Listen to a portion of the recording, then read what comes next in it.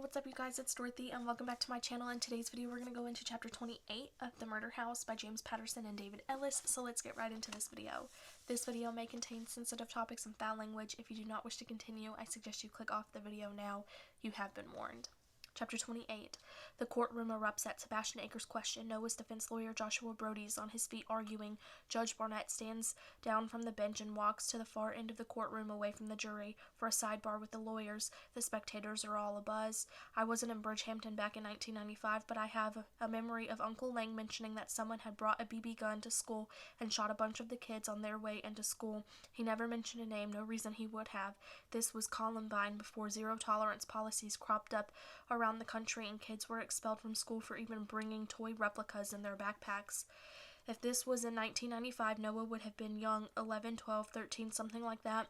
It would have been a juvie beef, and it would have been juvenile court. It would have been confidential. I wonder if the town even knew who it was who did it.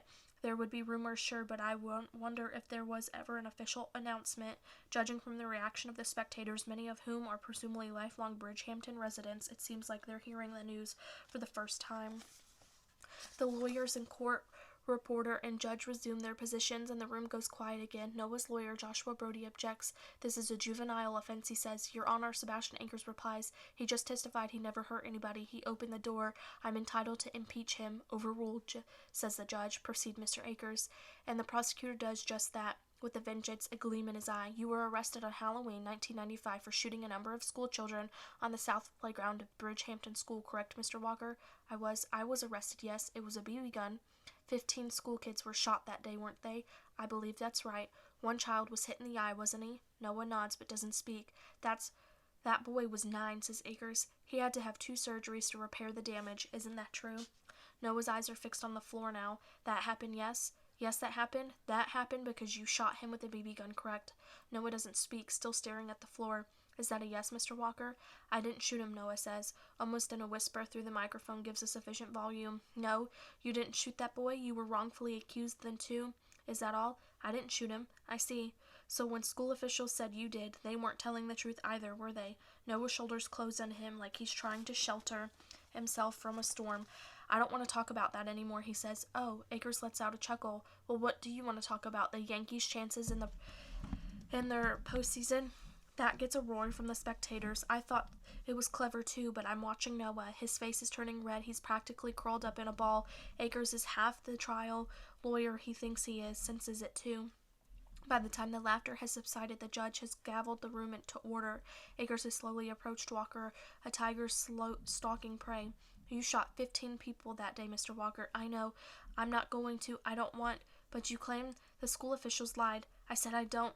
Just like you claimed to decorated police chief Langdon James lied. Noah shakes his head, just like Detective Murphy lied. It's clear now Noah's not going to answer seems to be fine with Acres. He's watching. We're all watching a defendant smoldering on the witness stand, and Acres is hoping he'll erupt.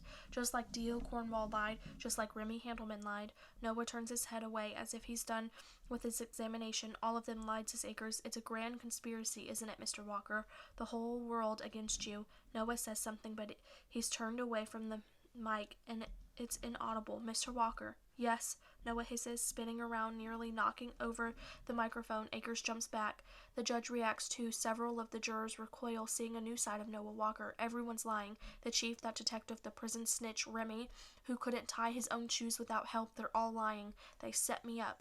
Noah surges to his feet, sweeping his hand, this time knocking the microphone to the floor. They all set me up. They framed me. They're all liars. Sit down, Mr. Walker. I'll have you restrained.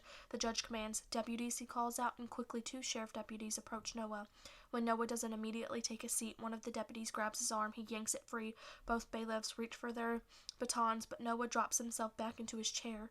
The judge calls for order and admonishes Noah. His face has lost all hope now. It's distorted with bitterness. But when he looks up, his expression breaks, a scowl changing to despair.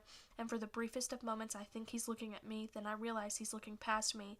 I glance over my shoulder and see the woman he was with when I arrested him, Paige, I think her name was. She's mouthing something to him from across the courtroom, but I can't make out what she's saying. I look back at Noah, who shakes his head and breaks eye contact. Your Honor, I have no further questions, says Sebastian Acres. That is the end of this video. I will see you guys in the next one. Bye.